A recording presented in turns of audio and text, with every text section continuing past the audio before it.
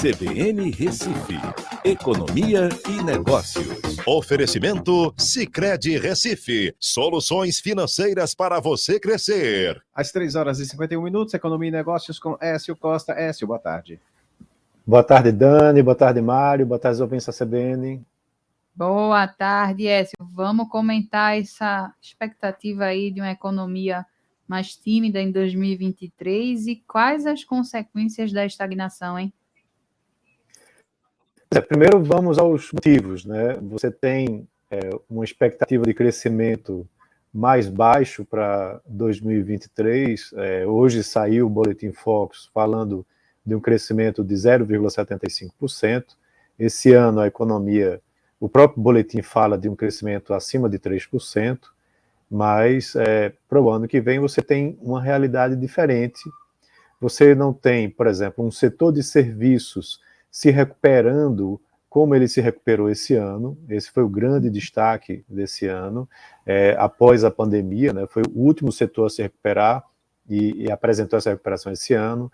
Você tem aí uma questão internacional de elevação de taxas de juros para combater a inflação, né, nos países avançados.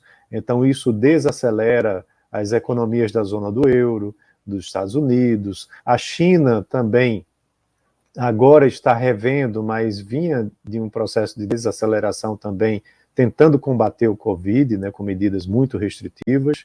E aqui no Brasil, a gente tem também os efeitos de uma taxa de juros mais elevada, né, que vai ser, começa provavelmente a ser reduzida em meados do ano que vem, desde que realmente a inflação esteja mais controlada. E isso vai depender muito, né, da questão fiscal, né, da questão da PEC da transição, dos gastos, de como que isso vai impactar na inflação brasileira, né, para que o Banco Central comece a diminuir. Tá? Então, essas são as causas. E aí as consequências, você ter um crescimento mais baixo, ele impacta no nível de emprego, no nível de atividade econômica, né, são as empresas produzindo menos, que aí contratam menos, né, e isso termina gerando também uma desaceleração, né, do consumo, né, das famílias e dos investimentos. Então, é um ano de mais dificuldades. Só que aí, como eu disse, tem a questão da PEC da transição e desse governo que vai entrar com promessas de estímulos fiscais como esse próprio da PEC da transição. Então, isso pode reverter, de certa forma, o cenário via consumo, né? Você estimulando mais o consumo, você reativa a economia, só que vamos estar acompanhando a inflação de lado. Então, se a inflação ela ceder e permanecer num patamar razoável, dentro das metas do Banco Central, aí o Banco Central vai reduzindo a sua taxa de juros, o que reativa a economia, né, com maiores impactos em 2024.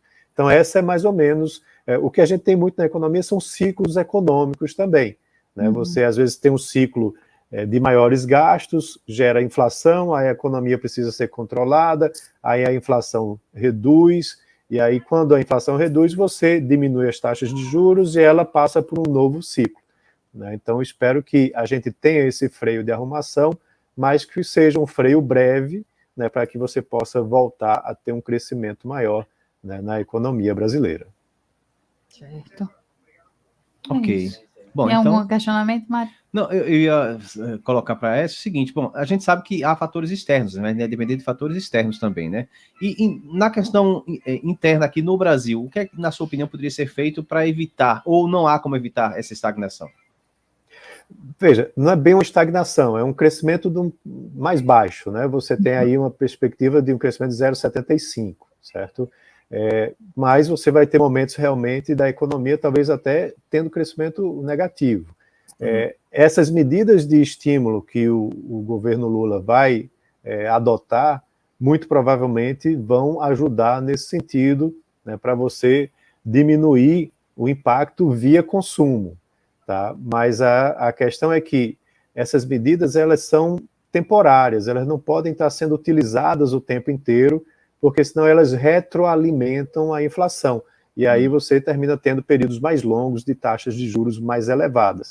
O que deve se fazer, na realidade, é continuar com programas de desburocratização, de aumento de competitividade, de abertura, né, de reformas, para que aí o setor produtivo ele consiga ser mais competitivo e aí você tenha uma economia com crescimento mais sustentável, né, a nível de longo prazo, sem inflação. Ok. Tá certo. Respondido. Écio, obrigada, até mais. Um abraço a todos, até amanhã. Até amanhã. Até.